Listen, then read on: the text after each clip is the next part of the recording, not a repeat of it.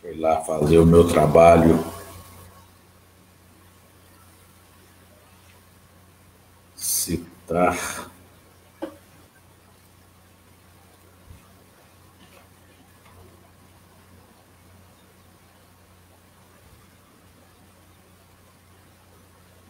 Tem uns dias que demora mais para aparecer lá no Facebook. Capaz que é conexão, né? Eu brinco com o Marco Aurélio, que o dele é rapidinho. Você é espírito de luz, então. Marco Aurélio, eu estou batendo o dedo aqui para criar a live, já está lá no ar já.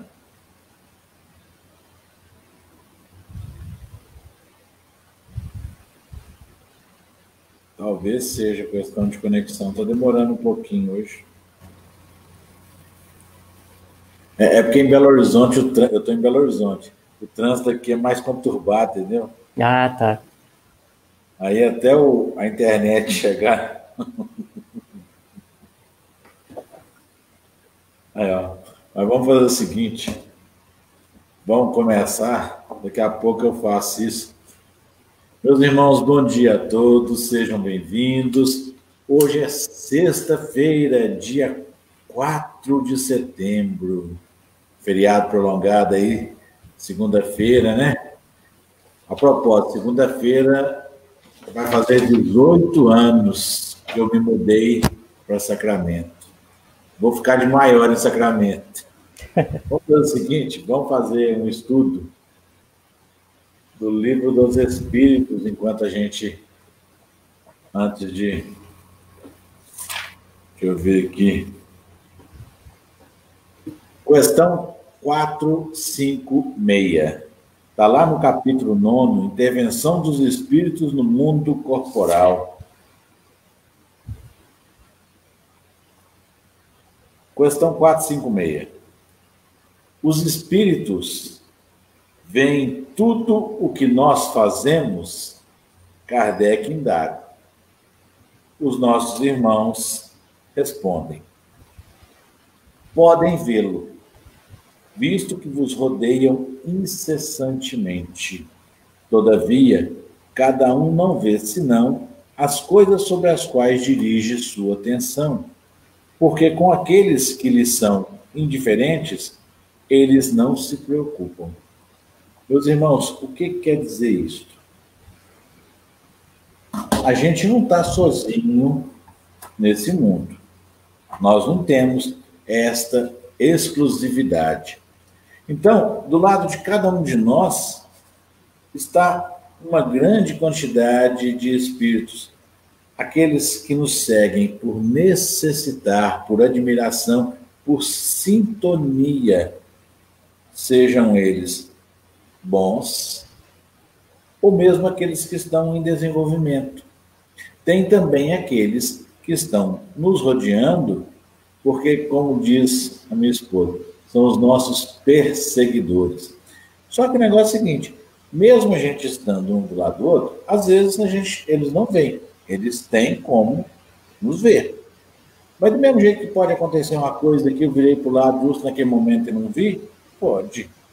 Mas o certo é, o resumo da obra, eles povoam todo o universo. Apesar de nós não os vermos, eles nos veem. Juninho, fica à vontade enquanto isso eu vou fazer a marcação que eu não tinha conseguido aqui. Uma pergunta, Salvador. A gente sempre fala, né? O plano espiritual, o mundo dos espíritos. Aonde é o mundo dos espíritos? Olha, nós é que estamos encarnados, estamos aqui. Agora, o mundo espiritual, há muitas moradas na casa do meu pai. 3 pontinhos. Mas assim, a gente tem sempre aquela questão de que, desencarnou, você vai para o mundo dos espíritos. Aonde é? É onde nós estamos. No plano físico mesmo. É onde que o nosso pensamento está. É onde estão os nossos anseios, seja encarnados, seja também desencarnados. Através desses anseios, desse sentimento que nós temos, é que nós vamos atraindo por sintonia aqueles espíritos que identificam com esse pensamento. Então, se é um pensamento, uma sintonia talvez um pouco mais baixa, mais grosseira, talvez um pouco mais tendenciosa, nós vamos atrair, consequentemente, aqueles espíritos. Agora, se mantermos o nosso pensamento de uma forma mais lúcida, mais clara, mais voltada para o bem, consequentemente, atrairemos a companhia daqueles espíritos que já se comprazem, né, que já estão em determinada sublimação, que se identificam com esse pensamento. Então, no nosso tempo todo, às vezes, como os espíritos respondem, eles influenciam em nossas vidas a ponto de nos dirigir, seja para algo bom, seja também para aquele algo infeliz. Então, é onde que a doutrina espírita nos esclarece muito a importância de duas chaves, dois fatores fundamentais para nós: a vigilância e a oração. Você tocou num assunto aí que é justamente duas questões para frente, né? Nós estamos na 456, a 459. Eu gosto muito de lembrar ela, a 459. Kardec pergunta, né? Os espíritos influem sobre os nossos pensamentos e as nossas ações? Aí os nossos irmãos nos esclarecem. A esse respeito, sua influência, ou seja, a influência do mundo espiritual, é maior do que credes, porque frequentemente são eles que vos dirigem. É o que você comentou há pouco aí. Exato. A gente muitas vezes está assim, não, eu tive uma ideia. Não, você teve uma inspiração. Aí fizeram com que você sentisse como se a ideia fosse sua, enquanto que, na realidade, você teve uma intuição. Eles chegaram perto de você e te passaram o pensamento. Juninho, eu não consegui fazer o negócio até agora. Vamos começar o Evangelho, que é 9 horas. Meus irmãos, sejam bem-vindos. É com muita alegria que eu os recebo, eu e Juninho, na CESDA, Casa Espírita Seara do Divino Amigo. Amanhã o Evangelho vai ser com Milton, lá do Bezerra de Menezes. Não percam. Hoje nós temos essa dádiva do nosso irmão Juninho. Seja bem-vindo mais uma vez, Juninho. Não adianta, eu te admiro. Eu admiro todo mundo que vem aqui. Eu admiro vocês que nos ajudam, como diz, os nossos perseguidores. Não são seguidores, não. Bom dia, seu Walter. Bom dia a todos. Saiba que essa admiração é recíproca, viu? A gente... eu sinto muito agradecido por fazer parte desse trabalho, porque é somente aqui, a gente parando para refletir, é que a gente tenta sair um pouco da ala da psiquiatria, né? A gente tenta ali, pelo menos refletir um pouco mais, tentar buscar um pouco mais nos ensinamentos de Jesus. E eu agradeço muito essa oportunidade de aprendizado, sobretudo, né, principalmente. E vocês não conhecem essa figura. Isso é um amor de pessoa. Me faz rir todo dia. Nossa, Walter, já é 9 horas, contar mentira é feio. Vamos lá. Deus Pai Todo-Poderoso, Pai de amor, de bênçãos e de luz, que nos dá esta oportunidade, que nos traz este trabalho, esta opção de praticarmos o amor e a caridade para com os nossos irmãos. Nós agradecemos e pedimos, dai-nos a companhia dos bons e devotados irmãos Eurípides Bassanufo, Bezerra de Menezes, Chico Xavier, Allan Kardec, Jesus Cristo, nosso mestre e governador do planeta Terra, e do nosso anjo da guarda, a quem rogamos a fina sintonia, a fim de aproveitarmos as boas intuições e os bons conselhos. E como Jesus nos ensinou, nós vamos elevar a Deus a prece do Pai Nosso. Pai nosso que estais no céu, santificado seja o vosso nome, venha a nós o vosso reino, seja feita a vossa vontade, assim na terra como no céu. O pão nosso de cada dia nos dai hoje, perdoai as nossas ofensas, assim como nós perdoamos a quem nos tem ofendido, e não nos deixeis que caiamos em tentação, mas livrai-nos de todos os males, que assim seja. O nosso irmão Juninho vai falar sobre o capítulo 7, Bem-aventurados os pobres de espírito, e me pediu que fizesse a primeira leitura, cujo título é O que é preciso entender por pobres de espírito? Bem-aventurados os pobres de espírito, porque deles é o reino dos céus. São Mateus, capítulo 5, versículo 3. A incredulidade se divertiu com esta máxima. Bem-aventurados os pobres de espírito, como com outras coisas, sem a compreender.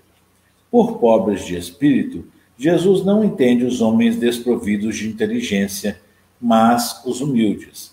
Ele disse que o reino dos céus é deles, e não dos orgulhosos.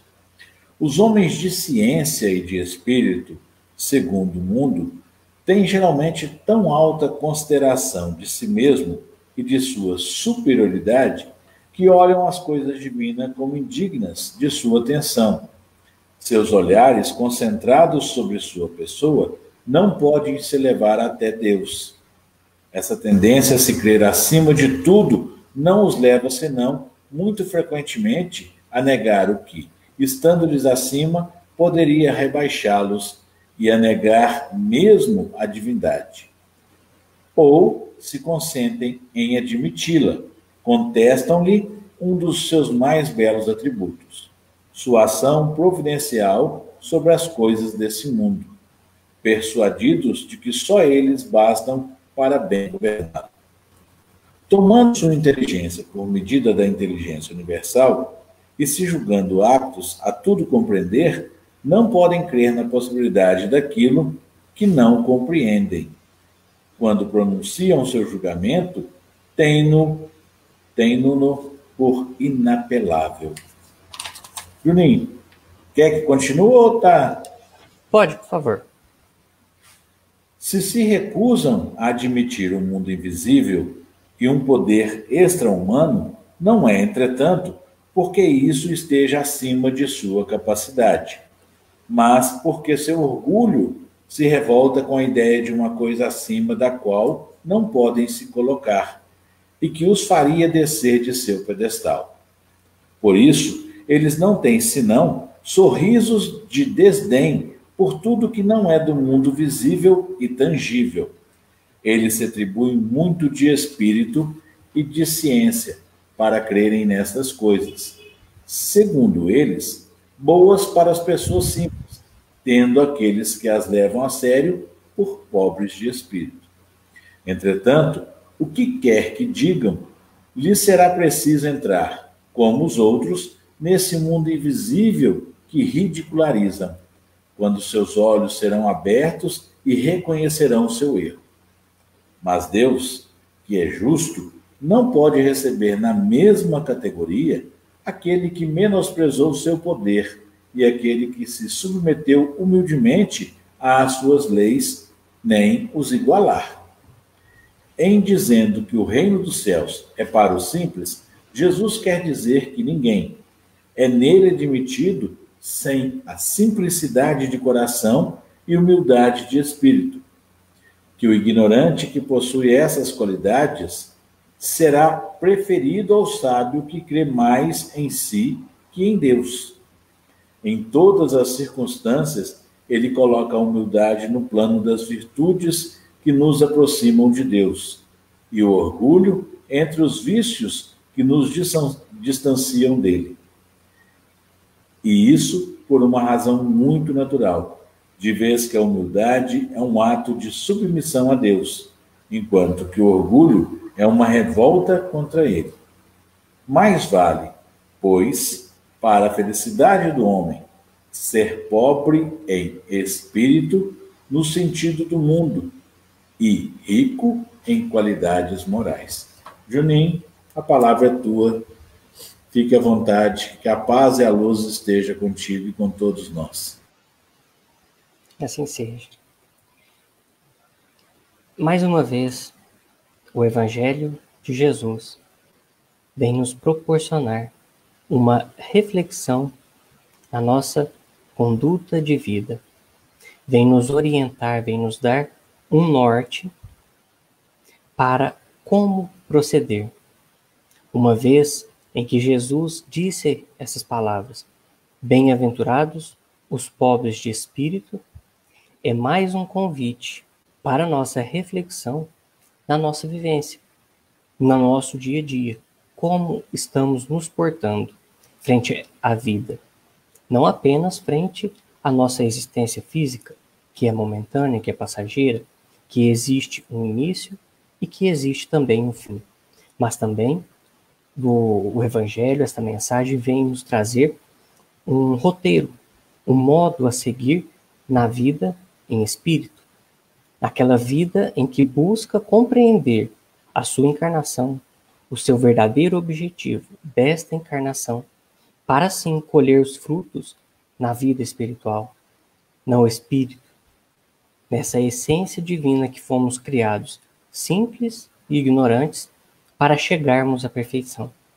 E hoje, aqui, todos nós, espíritos, seja encarnados, seja também desencarnados, compromissados com este planeta, compromissados com este mundo escola, reconhecemos em Jesus o nosso mestre maior, esse sublime professor, que vem nos trazer esse roteiro para adquirirmos, sim, a vida eterna, ou seja, a pureza de espírito, essa evolução, essa perfeição a qual Deus nos criou, em que todos nós estamos destinados a ser.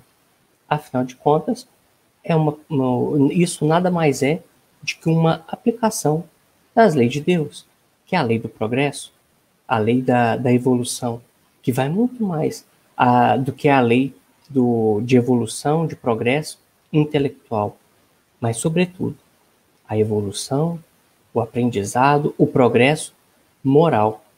E é justamente sobre esse progresso moral em que Jesus vem nos fazer esse convite, nesta bem-aventurança.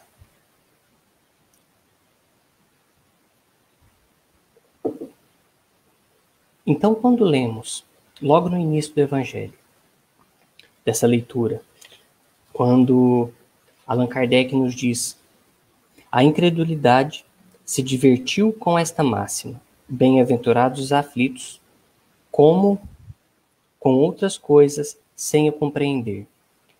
O que essa questão quer dizer? O que Allan Kardec quis dizer aqui? Que a incredulidade se divertiu com esta máxima. É os nossos olhos, limitados pela visão da matéria, que ainda não compreende a grandeza e toda a profundidade do que Jesus quis dizer com pobre de espírito. Mas refletindo sobre isso, realmente, o que ele quis dizer sobre pobre de espírito? Por que Jesus emprega esse termo de pobreza de espírito? Em tudo na nossa vida, nós vamos ver que existem as dualidades: cima, baixo, cedo, tarde, claro, escuro, o bem, o mal, a riqueza e a pobreza. E aqui Jesus emprega esse termo de pobreza, não no sentido como nós talvez a compreendemos na maior parte do tempo, não como nós compreendemos esses termos apenas com os olhos voltados para a matéria, de riqueza material e pobreza material. Mas sim, Jesus traz um sentido amplo de que essa dualidade entre riqueza e pobreza está mais voltada para a dualidade entre o bem e o mal. E, sobretudo, neste capítulo, em que vai se frisar muito a dualidade de riqueza e pobreza, está vinculada à dualidade do orgulho e da humildade, em que Jesus vem nos trazer a humildade como peça-chave ou como virtude-chave para que possamos abrir os caminhos da nossa evolução espiritual. Então nós vamos ver que em todo este capítulo, Allan Kardec, bem como no esclarecimento das parábolas e também nas mensagens, nas instruções dos espíritos, nós vamos ver essa dualidade bem explicada do orgulho e da humildade, sendo uma oposto da outra. Então, para nós entendermos um pouco ali, essa questão de riqueza a qual Jesus nos convida, e a qual ele diz, ele nos convida à riqueza através da palavra pobreza, é porque ele está com seu olhar voltado à imortalidade da alma. Então, se buscarmos entender esse raciocínio de Jesus, esse ensinamento de Jesus, nos convidando à humildade, nós precisamos compreender um pouco, buscar o esclarecimento do que se trata essa humildade. No nosso dia a dia, nós temos, é muito comum identificarmos ou às vezes acreditarmos que a humildade seja essa questão de aparência, essa vivência, talvez a veste mais simples, talvez aquela pessoa que talvez, como podemos nos compreender, que tem uma roupa mais simples, que vive apenas com chinelo, de cabelo bagunçado, ele vive nesse meio em que se traduz a humildade. Só que não é bem assim. É esta verdadeira humildade a qual Jesus nos convida. A verdadeira humildade em que ele nos convida não é vista com os olhos da matéria. Ela não é enxergada na aparência. Essa humildade, ela é vista naquele coração puro, naquele coração que se esforça por se melhorar. Se analisarmos a humildade com os olhos da matéria, identificarmos que talvez essa humildade esteja alinhada à pobreza material, então pode ser que no nosso dia a dia, ao encontrar uma pessoa que aparenta essas qualidades, esses aspectos físicos, nós vamos ver que talvez essa pessoa traga um coração muito mais orgulhoso e carregado de sentimentos de negação, de ignorância, muito maior do que, às vezes, aquele que goza, que possui alguma riqueza material.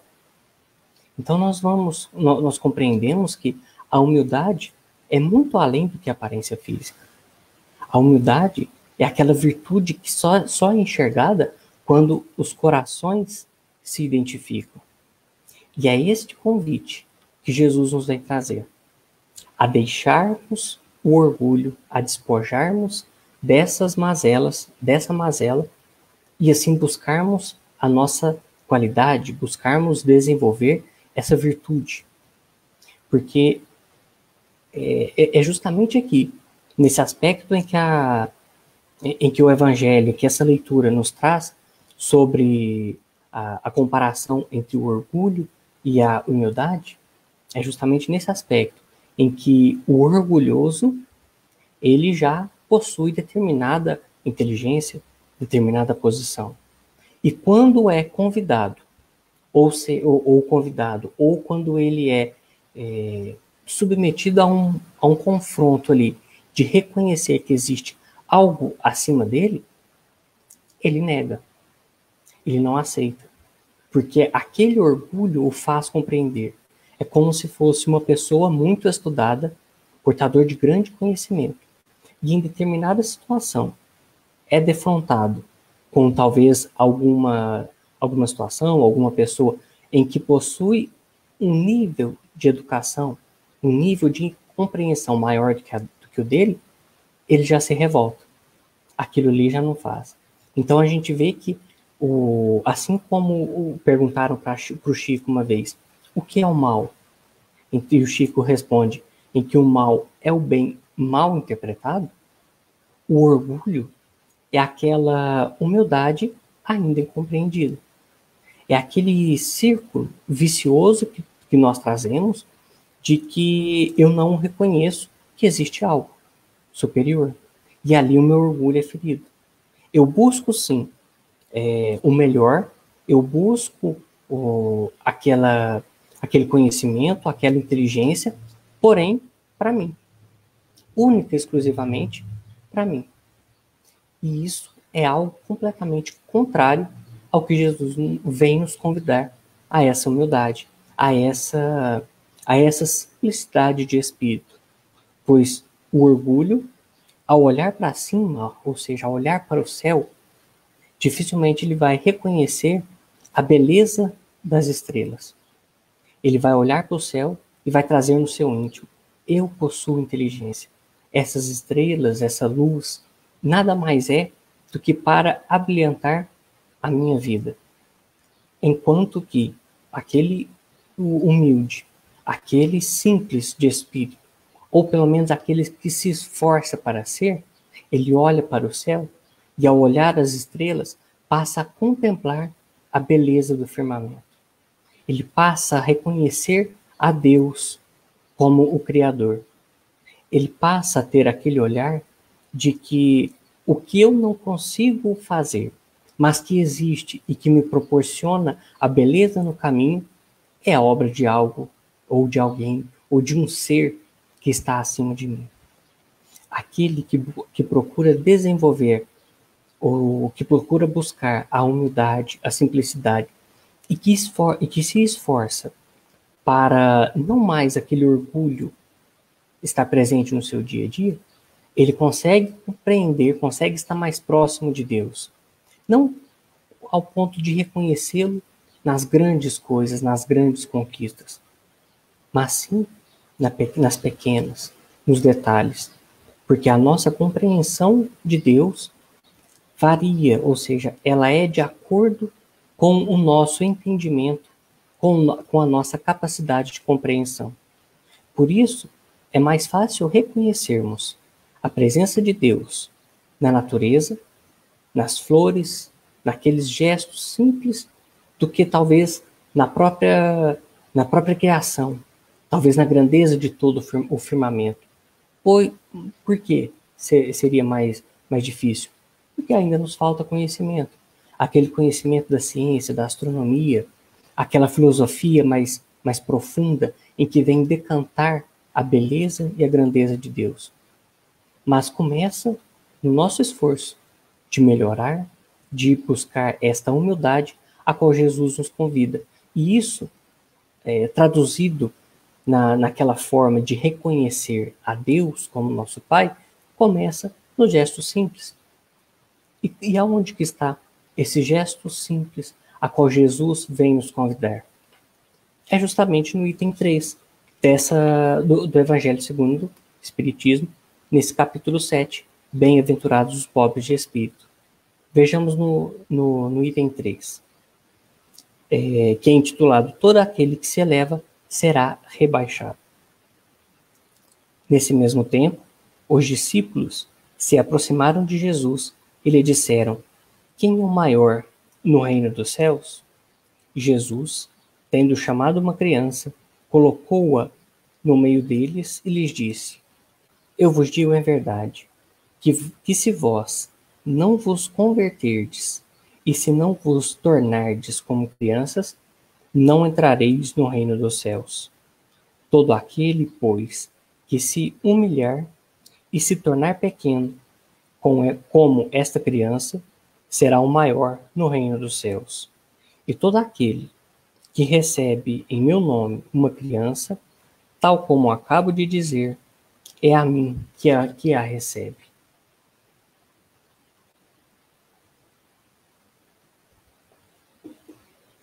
Por esse ensinamento em que Jesus traz aos seus discípulos, ele quer mostrar para eles em que a criança em si é o sinal da pureza, da pobreza. É claro que temos que analisar de que aquela criança é um espírito que está reencarnado. Um espírito talvez que portador de diversos erros, de diversos vícios, de diversos mazelas que ainda precisa reparar. Mas ele traz a figura da criança no sentido da simplicidade, da doçura, da humildade em que aquela criança traz. E assim ele vem nos convidar de que aquele que quer ser o primeiro no reino de Deus, que seja o último, que seja aquele que serve. Pois ele mesmo veio, quando aqui esteve, ele disse, eu não vim para servir. Eu não vim para ser servido, eu vim para servir. E ali nós vamos ver em toda a trajetória de Jesus, ele exemplificando esta humildade, ele exemplificando essa aparente pobreza. Vamos buscar mais em Jesus este exemplo? Vejamos no livro Boa Nova, capítulo 3, intitulado Primeiras Pregações. Jesus, Humberto de Campos, quando nos traz essa leitura, essa mensagem, este capítulo deste livro, Boa Nova, ali ele traz que Jesus estava no início do seu apostolado.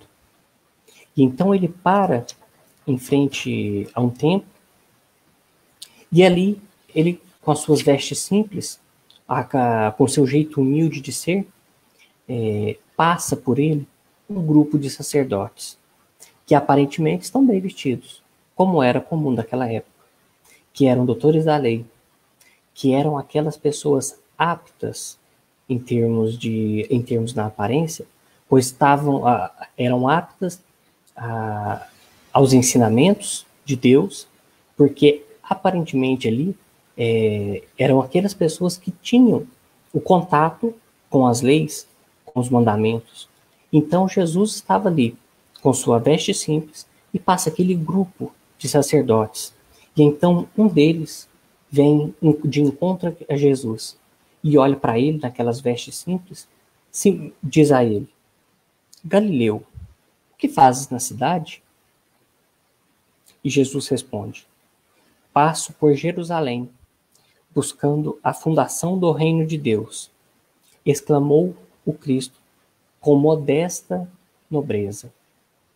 Vejamos esse termo, modesta nobreza. Qual o convite que Jesus nos faz nesta bem-aventurança? Pobre de espírito. O que Jesus quer dizer para nós? É a forma com que Humberto de Campos retrata em que ele estava. Modesta nobreza. Era nobre, mas era simples. Era rico de espírito, mas trazia a simplicidade ali. E foi essa simplicidade que chamou a atenção desse sacerdote, que é o Hanan. Então Hanan continua, com Humberto de Campos continua, em que a resposta de Hanan, reino de Deus, tornou o sacerdote com acentuada ironia. Que pensas tu que venha a ser isso?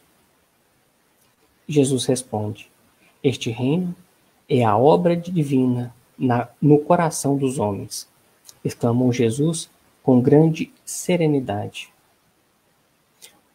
Obra divina em tuas mãos? Revidou Hanan com uma gargalhada de desprezo. Esse diálogo entre Jesus e Hanan exemplifica toda essa dualidade do orgulho e da humildade, em que Hanan personifica o orgulho e Jesus a humildade e a serenidade. Veja só como ali Hanan, aquele sacerdote, tomado por um orgulho, tomado por esse sentimento de superioridade, essa sensação ali de momentânea de ser possuidor de conhecimento, vejamos que este orgulho tomou conta do seu íntimo e o cegou, pois ele estava diante do espírito mais evoluído que já reencarnou na Terra. Ele estava diante do governador do orbe. E ali como Jesus se encontrava? Em uma vestimenta simples. Ali ele se encontrava naquela modesta nobreza. E era o ser mais evoluído. Era naquele momento ali, aquele espírito que veio nos trazer o maior ensinamento de todos. aquela maior conduta, aquela maior vivência do Evangelho. E ali o orgulho simplesmente o afronta. Obra divina em tuas mãos? E passado 2000 anos, será que nós, naquele momento, teríamos uma postura diferente do Hanan? Tomado por um orgulho?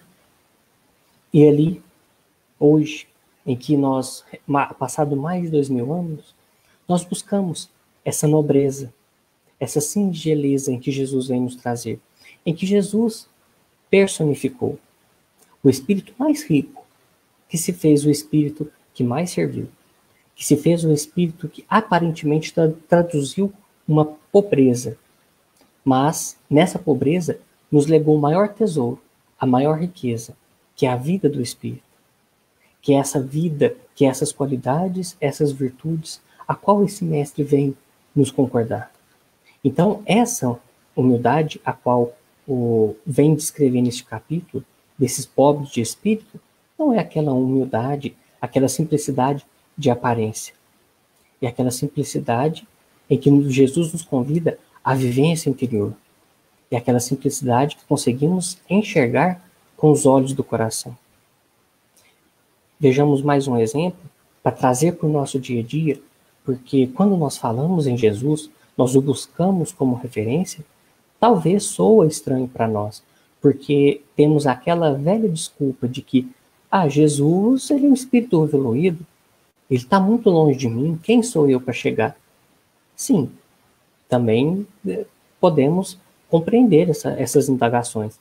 Porém, se ele chegou lá, ele passou por esse caminho que estamos passando. E assim como esse mestre que sabe envolver, que sabe cativar o aluno, ele, entre tantas mensagens, entre tantos ensinamentos, ele tem um que representa bem essa comparação dessa pobreza de espírito em que traz a humildade e a simplicidade. Evangelho segundo o Espiritismo, capítulo 15. Fora da caridade não há salvação. O bom samaritano. Ali, novamente, vamos ver o sacerdote e o levita, pondo à prova ali, externando todo o seu orgulho em não auxiliar a quem estava caído. E ali um samaritano, que aparentemente não era bem visto por aquela sociedade, mas que era portador de grande humildade e simplicidade. E ali se toca e vai de encontro ao auxílio. Ali, entre o sacerdote, o levita e o samaritano, qual deles era o mais rico de espírito?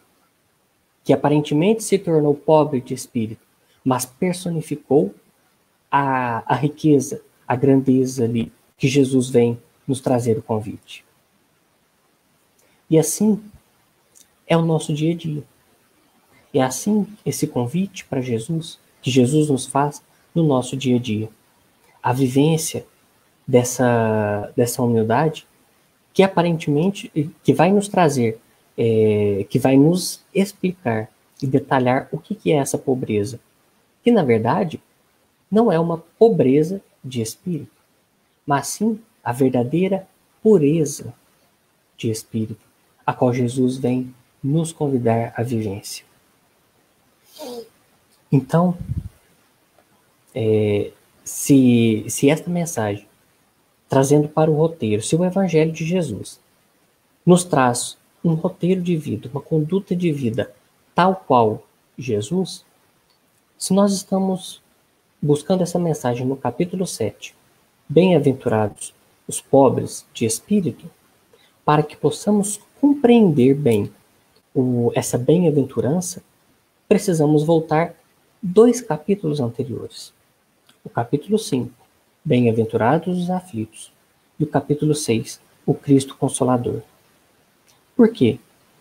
Porque no capítulo 5, nós vamos ver toda a explicação, desde as parábolas de Jesus, desde a explicação de Allan Kardec, e desde as instruções dos Espíritos, o porquê do sofrer, o porquê do sofrimento, o porquê Jesus traduziu a aflição como uma bem-aventurança, o porquê do resgate de nossas provas, o porquê da corrigindo ali, da correção daqueles erros. E assim nós vemos que esses erros, que essas aflições que nos traduz, ela tem uma causa anterior, tem uma causa na presente encarnação. Então, se sofremos hoje, é porque algo precisa ser reparado. Certo? Então, se eu compreendo esse algo, se eu compreendo a dor, se eu compreendo a aflição como algo bom para mim, eu preciso de um apoio, eu preciso de um suporte. Então, esse suporte vem a Jesus. E se traduzindo ali esse momento da aflição como uma sede, como ali que a gente busca uma água para saciar essa sede, e assim compreender e vivenciar esses ensinamentos de Jesus, que água é essa? Capítulo 6. O Cristo Consolador. O Cristo é aquele que consola a dor. É aquela água pura e cristalina que vem nos saciar a sede.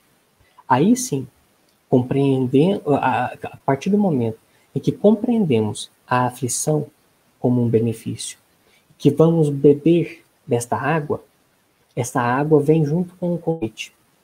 Simplicidade do Espírito.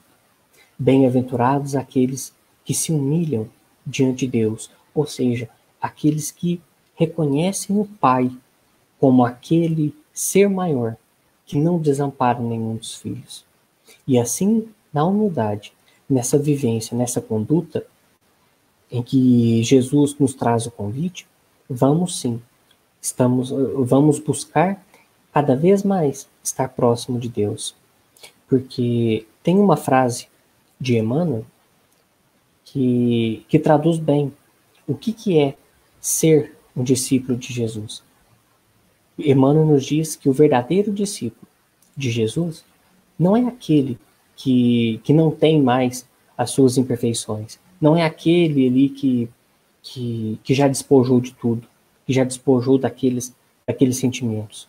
É aquele que tem sim esses sentimentos, que ainda reconhece em si o orgulho, o egoísmo, porém se esforça para não praticá-lo, que se esforça para não vivenciá-lo.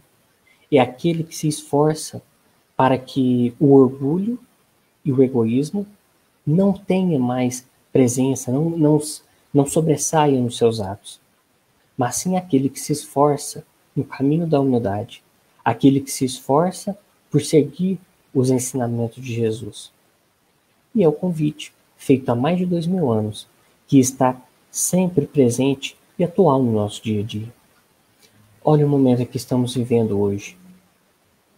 Nenhum de nós, no início do ano, imaginaria que em setembro estaríamos com este quadro agravando da pandemia, esse momento em que somos convidados à reflexão, ao entendimento, a uma mudança íntima de conduta, em que somos convidados a tornar o nosso olhar para o nosso lar.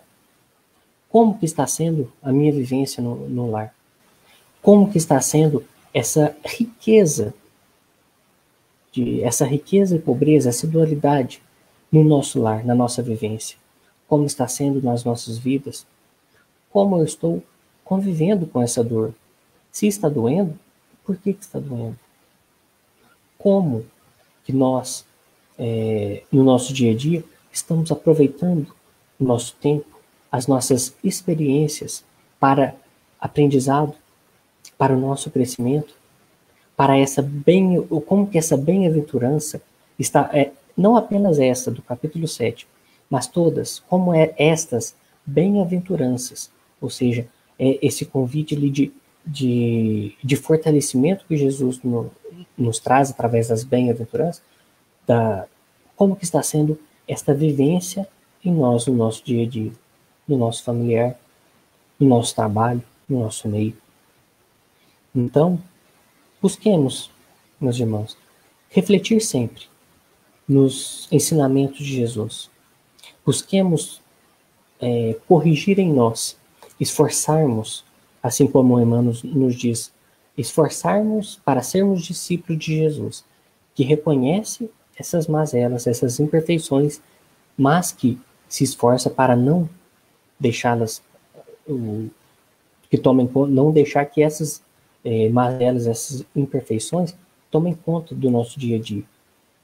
Quantos de nós já cometemos erros por conta de um impulso de 10 segundos? Esse impulso, esse instinto ali de revide em nós. Quantos não nos comprometemos por um impulso mal pensado ali de segundos, de talvez de algum minuto, em que irá nos acarretar diversas reencarnações de dores e lágrimas para reparar esse impulso. Então, o convite dessa vivência é para hoje. O convite para isso começa agora. Começa no nosso sentimento, compreendendo as nossas provas, compreendendo as lágrimas em que devemos secar e também nas lágrimas a que Jesus nos convida a secar. Aquele assim, traduzindo o que ele disse aos seus discípulos, aquele que quiser ser o maior, que seja o menor. Aquele que quiser ser o primeiro, que seja o último. Aquele que quiser sorrir, auxilie aquele que sofre, aquele que chora, perdão. Então é isso, meus irmãos. É o convite de Jesus a essa nova vivência, a essa aparente pobreza de espírito, mas que se traduz em uma verdadeira pureza de espírito. Que Jesus, este mestre maior, esse irmão maior nosso, este mestre divino, possa nos amparar e nos abençoar todos os dias em nossos corações. Que Jesus e Deus, Pai maior, nos ampare e nos abençoe. Assim seja. Eu me pego em indagações. Qual o motivo da pureza das crianças? Será que é em virtude do véu do esquecimento?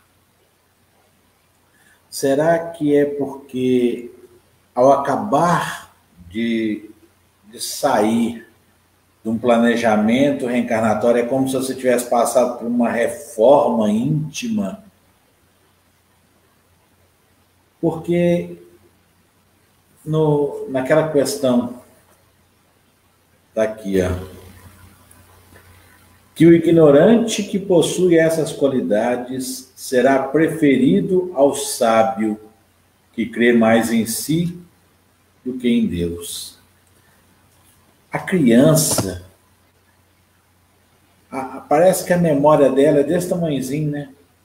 Ela não guarda rancor, não guarda ódio, ela não pensa no futuro. O futuro da criança é o momento seguinte. Ou seja, o orgulho, o egoísmo, praticamente inexiste. Aí a gente vai fazendo uso, vai crescendo em sabedoria, e ao mesmo tempo a gente vai cair naquela frase a colheita, o plantio é facultativo, mas a colheita é obrigatória. Por quê? À medida que a gente sai da infância, a gente começa a fazer uso do nosso livre-arbítrio. O livre-arbítrio é uma chave mestra. E na mão de quem não sabe, ou seja, a gente muitas vezes não sabe usar essa chave mestra, a gente parte para portas que não vão acrescentar nada, que são, ao invés de destino, são desvios, atrasos. E a gente vai ficando cada dia mais longe dessa simplicidade, dessa pureza.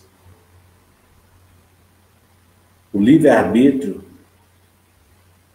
se a gente não souber fazer uso dele, a gente vai distanciar de Deus e aproximar do orgulho, do egoísmo. O livro Pensamento e Vida do Emmanuel, ele traz bem isso. Né? A questão da conduta do livre-arbítrio e dos impulsos. Quantos impulsos ainda não temos que nos prejudica, que automaticamente é como o senhor bem colocou, o livre-arbítrio, talvez mal empregado, né? É aquela história, se a gente não tivesse o livre-arbítrio, nós seríamos como marionetes. Não teríamos escolhas. Seríamos dirigidos, guiados por uma coisa que alguém estaria estabelecendo por nós. Mas não, a gente tem o livre-arbítrio. E se a gente não souber, a gente está plantando sementes amargas, sementes infrutíferas, que vai pesar na hora da colheita. E aí é que está. E a gente começa a crescer os olhos do egoísmo, do orgulho, da vaidade. Se distancia da criança lá, simples, ignorante, pura, infantil, mas de uma pureza que a gente abandonou. A gente não devia crescer e abandonar a pureza, mas a gente fazer o quê, né? Meus irmãos, vamos passar aí, neste momento, a frutificação das águas, pedindo a Deus por esta oportunidade maravilhosa, pedindo a Deus que deposite em nossas águas os remédios de que necessitamos para voltarmos a esta pureza. Os remédios para o nosso corpo físico, para as nossas imperfeições carnais e as nossas imperfeições fluídicas, as imperfeições do espírito. Que estas águas nos sirvam a nos purificar, nos limpar das nossas mazelas e imperfeições, exaltando em cada um de nós as nossas virtudes, as qualidades morais que nos aproximam de Deus. Pedimos, Pai, que estas mesmas bênçãos possam chegar a todas as águas do planeta, levando aos nossos irmãos onde quer que se encontrem esta oportunidade regeneratória, esta oportunidade de pureza, de limpeza, de purificação. Que assim seja.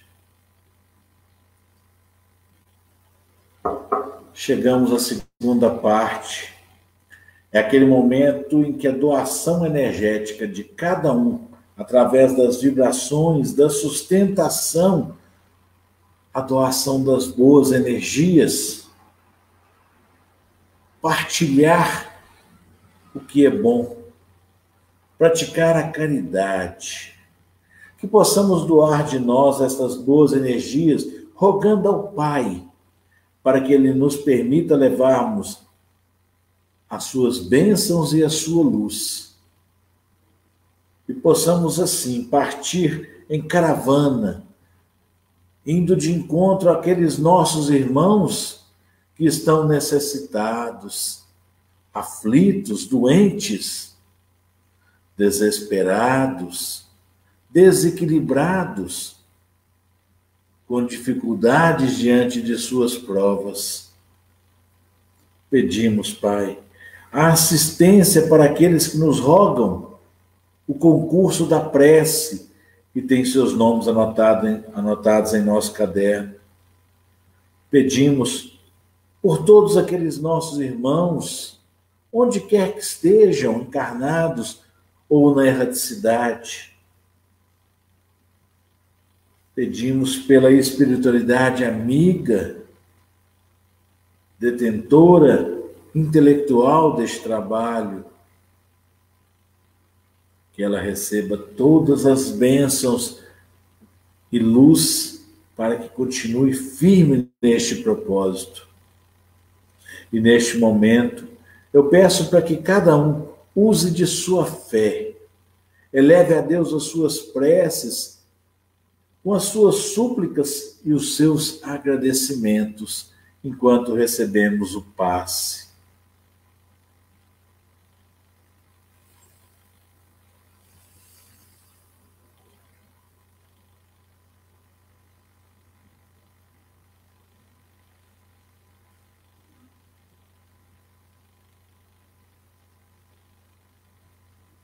Deus Pai, muito obrigado. Obrigado a todos vocês que pacientemente se doaram aos nossos trabalhos de amor e caridade. Obrigado mais uma vez ao Juninho. E obrigado mais uma vez pelo convite, pela oportunidade de aprendizado, de aprender juntos.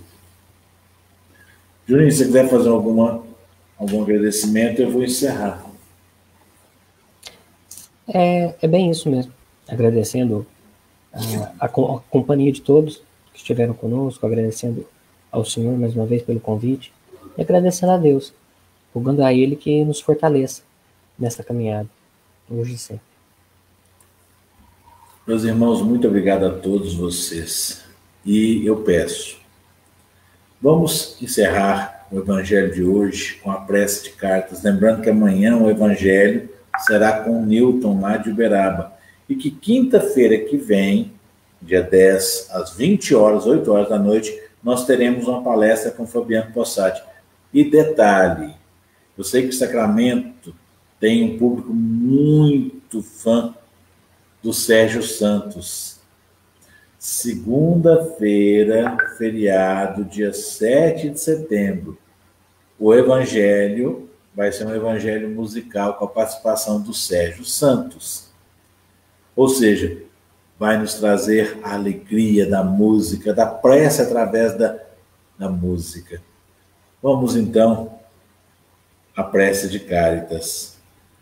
Deus, nosso Pai, vós que sois todo poder e bondade, dai a força àquele que passa pela provação, dai a luz àquele que procura a verdade, ponde no coração do homem a compaixão e a caridade.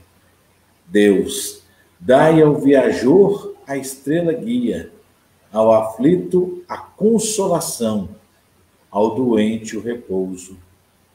Pai, dai ao culpado o arrependimento, ao espírito a verdade, à criança o guia, ao órfão o Pai.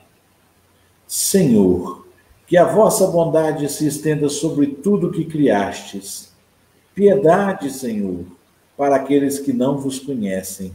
Esperança para aqueles que sofrem. Que a vossa bondade permita aos Espíritos Consoladores derramarem por toda parte a esperança, a paz e a fé. Deus, um raio, uma faísca do vosso amor pode abrasar a terra. Deixai-nos beber nas fontes desta bondade fecunda e infinita, e todas as lágrimas secarão, todas as dores acalmar-se-ão. Um só coração, um só pensamento subirá até vós, como um grito de reconhecimento e de amor. Como Moisés sobre a montanha, nós os esperamos com os braços abertos. Ó poder, ó bondade, ó beleza, ó perfeição. E queremos, de alguma sorte, alcançar a vossa misericórdia. Deus, dai-nos a força de ajudarmos o progresso, a fim de subirmos até vós. Dai-nos a caridade pura, dai-nos a fé e a razão. Dai-nos a simplicidade, que fará de nossas almas um espelho, onde se refletirá a vossa santa e misericordiosa imagem. Que assim seja. Meus irmãos, Jesus e muita luz. Muito obrigado a todos vocês.